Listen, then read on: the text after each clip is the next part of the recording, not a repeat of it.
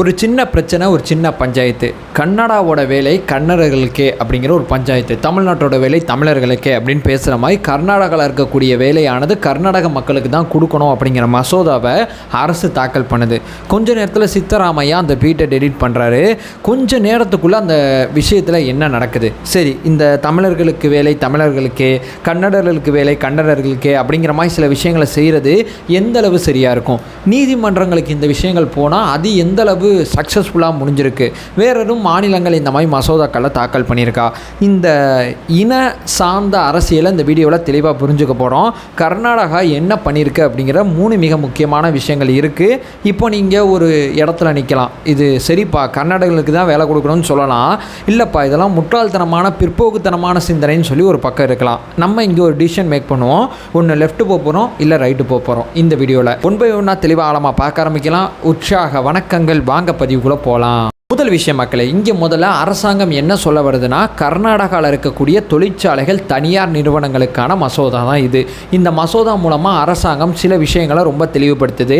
கர்நாடகாவில் இருக்கக்கூடிய வேலை கர்நாடகர்களுக்கே. எப்படிப்பட்ட வேலை? தொழிற்சாலையில் அல்லது அந்த தனியார் நிறுவனங்களில் மேனேஜ்மெண்ட் கேட்டகரியில் இருப்பாங்கல்ல, ஒரு மேனேஜராகவோ அல்லது ஒரு டிபார்ட்மெண்ட் ஹெட்டாவோ, இந்த மாதிரி அந்த கம்பெனியை அவர் தான் மேனேஜ் பண்ணுவார்னு சொல்லுவாங்கல்ல, அந்த மாதிரி இருக்கக்கூடிய பணியிடங்களில் 50% அந்த நிறுவனத்தில் கர்நாடக கொடுக்கணும் அப்படிங்கிற விஷயத்த சொல்கிறாங்க. அதற்கு கீழே அந்த மேனேஜர் கீழே சில பேர் வேலை பார்ப்பாங்கல்ல, அந்த மாதிரி பணியிடங்கள் இருக்கக்கூடிய 75% கர்நாடகாவுக்கு கொடுக்கணும்னு சொல்கிறாங்க. குரூப் சி குரூப் டி அப்படிங்கிற சில விஷயங்கள் சொல்கிறாங்க. சிடி கேட்டகரியில் இருக்கக்கூடிய வேலை எனக்கு தெரிஞ்சளவு நான் புரிஞ்சுக்கிட்டது, எனக்கு தோன்றது என்னென்னா, ஒப்பந்த தொழிலாளர்கள் அல்லது எப்படி சொல்கிறது, கொஞ்சம் ஒரு தொழிற்சாலையில் வந்து கொஞ்சம் சப்ளை பண்ணுவாங்க, சில விஷயங்களை ஒரு எடுபடி வேலையெல்லாம் பார்ப்பாங்கன்னு வச்சுக்கலாமே. ஏன்னா அந்த மாதிரி தான் நான் புரிஞ்சுக்கிட்டேன். இந்த ஒப்பந்த தொழிலாளர்கள் முழுக்க 100% கன்னடர்களுக்கு இருக்கணும்னு சொல்கிறாங்க. அதாவது மேனேஜ்மெண்ட்டில் 50%, அது மட்டும் இல்லாமல் அந்த மேனேஜ்மெண்ட் கீழே இருக்கக்கூடிய ஏரியாவில் இருக்கிற 75% கன்னடர்களுக்கு, அது மட்டும் இல்லாமல் நம்ம கடைசியாக சொன்ன 100%. இந்த விஷயத்தை இந்த அரசாங்கம் எப்பயிலேருந்து முன்னெடுக்குதுன்னா, 2016 சித்தராமையா அந்த விஷயத்தை முன்னெடுக்கிறாரு. 20 வருஷமாகவே கர்நாடகாவில் இருக்கக்கூடிய வேலை கன்னடர்களுக்கே அப்படிங்கிற அந்த கோஷமானது 20 வருஷமாக கர்நாடகாவில் கேட்டுக்கிட்டு இருக்கு. தமிழ்நாட்டிலையும் சில பேர் இந்த விஷயத்தை பேசிகிட்டு இருக்காங்க. ஸோ டோட்டலாக இப்படிப்பட்ட கேட்டகரியில் நீங்கள் கன்னடர்களுக்கு அந்த தொழிற்சாலையில் வேலை கொடுக்கணும் அப்படிங்கிற விஷயத்தை அரசாங்கம் சொல்கிறாங்க. இப்படி நீங்கள் செய்யலைன்னா உங்களுக்கு ஃபஸ்ட் டைம் நாங்கள் 10,000 ரூபா ஃபைன் பண்ணுவோம், செகண்ட் டைம் 25,000 ரூபா ஃபைன் பண்ணுவோம், தேர்ட் டைமு இதை நீங்கள் செஞ்சீங்கன்னா ஒவ்வொரு நாளைக்கும் உங்களுக்கு 100 ரூபா ஃபைன் அப்படிங்கிற மாதிரி வந்து அரசாங்கம் இந்த முடிவு எடுத்திருக்காங்க. ஸோ கர்நாடகாவில் இருக்கக்கூடிய வேலை கர்நாடகர்களுக்கே அப்படிங்கிறது தான் அந்த மசோதா. ஒருவேளை உங்கள் ஏரியாவில் சரியான கன்னடர்கள் கிடைக்கல அந்த வேலை செய்கிறதுக்கு அப்படின்னா, எங்களுக்கு நீங்கள் ஒரு அப்ளிகேஷன் போடுங்க. அந்த அப்ளிகேஷனை நாங்கள் பார்க்குறோம், பார்த்த பிறகு வேணால் உங்கள் மேனேஜ்மெண்ட்டில் 25% வேணால் நாங்கள் குறைச்சிக்கிறோம். 50 சொன்னேன்ல, அதை 25 ஆகிக்கிறோம். 75ன்னு சொன்னோம்ல, அதை 50 ஆகிக்கிறோம். வேறு எதுவும் எங்களால் பண்ண முடியாது.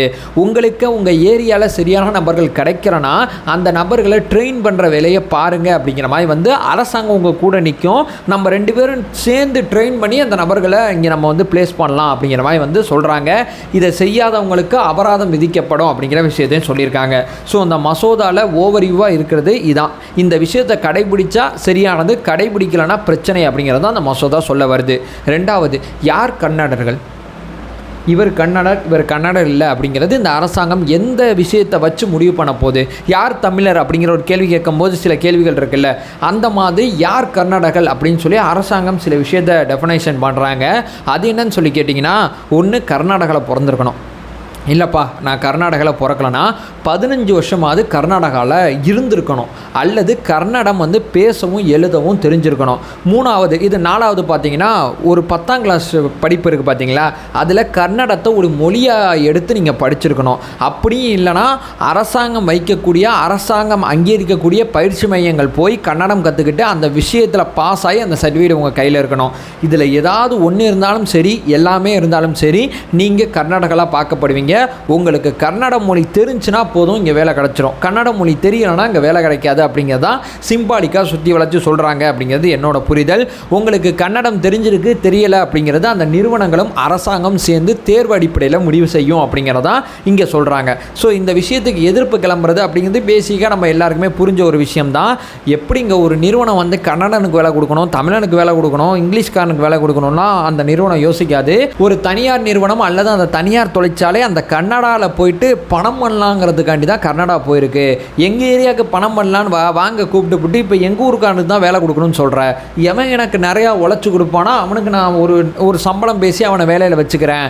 நான் ப்ராஃபிட் பண்ணுறதுக்காண்டி அவன் எனக்காண்டி வேலை செய்கிறான். இப்படி தான் எல்லா நிறுவனங்களும் யோசிக்கும். ஸோ இந்த விஷயம் வெளியே வந்த பிறகு சித்தராமையா போட்ட ட்வீட்டுக்கு அப்புறமா இது பெரிய லெவலில் அதிர்வலைகளை கிளப்ப ஆரம்பிச்சிருச்சு. இது எப்படிங்க பாசிபிள்? இது ஒரு பிற்போக்குத்தனமான சிந்தனை. நிறைய பேர் காங்கிரஸ் கட்சியெலாம் எப்படி யோசிக்குதுன்னே தெரியல.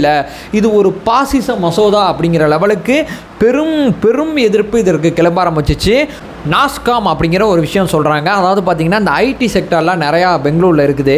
ஸோ இந்த நாஸ்காம் அப்படிங்கிறது இந்த ஐடி செக்டாரோட அந்த ஒரு சங்கத்தோட தலைமைன்னு வச்சுக்கலாம்.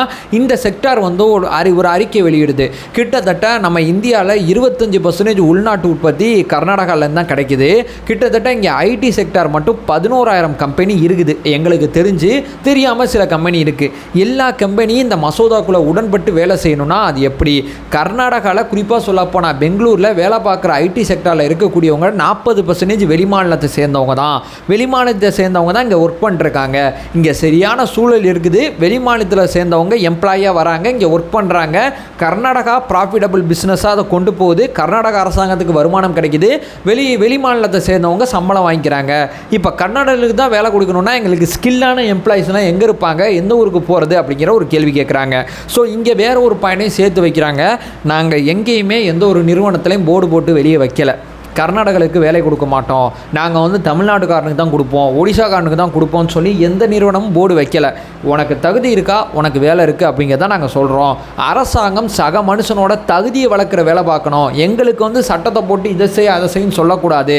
நாங்கள் ப்ராஃபிட்டபிள் பண்ணுறதுக்கு தான் கர்நாடகத்தில் உட்காந்துருக்குமே தவிர பொது சேவை செய்ய உட்காரல அப்படிங்கிற மாதிரி வந்து இந்த நிறுவனங்கள் காட்டமாக ட்வீட்டுக்கெல்லாம் போட்ட பிறகு பெரும் எதிர்ப்பு கிளம்பின பிறகு இந்த மசோதா நிறுத்தி வைக்கப்பட்டதாக செய்திகளில் வருது. ஆனால் இந்த மசோதா ஆரம்ப கட்டத்தில் இருக்கு அப்படின்னு சொல்லி அரசாங்கம் தன்னோட பேக் அடிச்ச விஷயத்தை சாதுரியமான சில வார்த்தைகளை பயன்படுத்தி இந்த விஷயத்தை கடந்து போறாங்க. அடுத்த அமைச்சரவைக்குள்ள இதுல நாங்க முடிவு பண்ணிடுவோம், சில விஷயங்களை மறுபரிசீலனை செய்வோம் அப்படிங்கிற விஷயத்தை சொல்றாங்க. இந்த மசோதால மறுபரிசீலனை செய்யக்கூடிய இடத்துல ஒரு விஷயத்தை சொல்றாங்க. நான் கர்நாடகாவில் பிறந்துட்டேன், என்கிட்ட பெர்த் சர்டிஃபிகேட் எல்லாமே கர்நாடகம் தான் இருக்குது, ஆனால் எனக்கு கன்னடம் தெரியாது, நான் வெளிமாநிலத்தில் வாழ்ந்துட்டேன்னா உங்களுக்கு 3 வருஷம் நீங்கள் வேலையில் சேர்ந்துக்கலாம். இந்த இடஒதுக்கீடு அடிப்படையில் வேலையில் சேர்ந்த பிறகு 3 வருஷத்துக்குள்ளே கன்னடம் பேச எழுத கற்றுக்கணும், அந்த எக்ஸாமை கிளியர் பண்ணணும் அப்படிங்கிற ஒரு விஷயம் இருக்குது. இந்த மாதிரி இதில் பல்வேறு விதமான பரிந்துரைகள் இருக்குது. ஒவ்வொன்றையும் அலசி ஆராயிரும், ஒவ்வொன்றை பற்றி நாங்கள் டிஸ்கஸ் பண்ணுறோம் அப்படிங்கிற மாதிரி சில விஷயத்தை சொல்லி அடுத்த அமைச்சரவையில் இதை பற்றி முடிவெடுக்க போகிறோம் அப்படின்னு சொல்லி கர்நாடக அரசு சொல்லியிருக்காங்க. எனக்கு பர்சனலாக என்ன தோணுதுன்னா, அந்த நிறுவனங்கள் பக்கம் தான் நான் நிற்கிறேன். தகுதி இருக்கா, வேலை இருக்குது, தகுதி இல்லைன்னா வேலை இல்லை, அவ்வளோதான் விஷயம். இடஒதுக்கீடு அப்படிங்கிறது வேறு சாப்டரு. இனவாத இடஒதுக்கீடு அப்படிங்கிறது வேறு. கர்நாடகாவுக்கு கொடுக்கணும், தமிழ்நாட்டுக்காரனுக்கு கொடுக்கணும், இங்கிலீஷ்காரனுக்கு கொடுக்கணும்னா அவனுக்கு ஸ்கில் இருக்கா, அவனுக்கு வேலை இருக்குது, அவனுக்கு ஸ்கில் இல்லையா அவனுக்கு வேலை இல்லை. ஸோ இந்த மாதிரி பிற்போக்கான மசோதாக்கள்லாம் நீதிமன்றத்தில் நின்னதே கிடையாது. அரசியலமைப்புக்கு எதிரான மசோதான்னு சொல்லி இந்த மசோதாவெல்லாம் நீதிமன்றம் குத்தி விட்டுரும். ஹரியானா அரசும் இந்த மாதிரி சில விஷயங்களை செஞ்சு நீதிமன்றம் குத்தி விட்ட சில வேலையை பார்த்துருக்கு. திமுக அரசும் தன்னோட வாக்குறுதியில் இந்த மாதிரி தமிழர்களுக்கு வேலை அப்படிங்கிற மாதிரி சில வாக்குறுதிகளை கொடுத்துருக்கு. கர்நாடகாவில் நடக்கிற விஷயத்தை பார்த்துட்டு தமிழ்நாடு அரசெல்லாம் இந்த முன்னாடி இருக்காது அப்படிங்கிறது தான் நம்மளோட நோக்கமாக இருக்குது. தமிழ்நாட்டில் இருக்கக்கூடிய தொழிற்சாலையில் தமிழ்நாட்டை சேர்ந்தவங்க மட்டும் கிடையாது, உலகத்தில் யார் வேணால் வேலை பார்க்கலாம். அந்த தொழிற்சாலைக்கு தேவைப்படுற ஸ்கில் அவங்கள்ட்ட இருந்துச்சுன்னா இந்த உலகத்துலேருந்து எந்த ஒரு இடத்துலேருந்தும் அந்த எம்ப்ளாயி இறக்கி அந்த நிறுவனம் ப்ராஃபிட்டபிள் பிஸ்னஸாக தமிழ்நாட்டில் செய்யலாம். ஒரு நிறுவனத்தை தமிழ்நாட்டுக்கு கொண்டு வர்றது வேணால் நம்ம கையில் இருக்குது. அந்த நிறுவனம் எப்படி செயல் பண்ணுங்கிறதெல்லாம் நம்ம வெளியிலேருந்து உட்காந்து ஆர்டர் போடுறது, அரசாங்கத்தோட தலையீடு தான் ரொம்ப ஓவர் அப்படிங்கிற ஒரு விஷயத்தை சொல்லிட்டு இந்த வீடியோ என் பண்ணிக்கிறேன். நம்ம சேனலை ஃபர்தராக ஃபாலோ பண்ணிங்கன்னா பொலிட்டிக்கல் ரீதியாக பல்வேறு விஷயங்களை பற்றி பேசிகிட்டு இருக்கோம். நம்மளோட ஒரே நோக்கம் அறியாமை அகற்ற வேண்டும், அறியாமை அகற்றப்பட வேண்டும். Thank you so much.